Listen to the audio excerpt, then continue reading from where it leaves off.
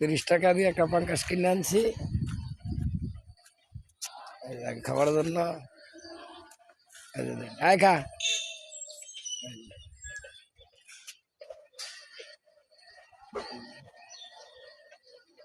পারে বাঁশ কেটেছি ল্যাংটা দেওয়ার জন্য, ল্যাংটা এসে পড়তেছে, ল্যাংটা দেওয়ার সবাইকে। এই দেখেন ভাই,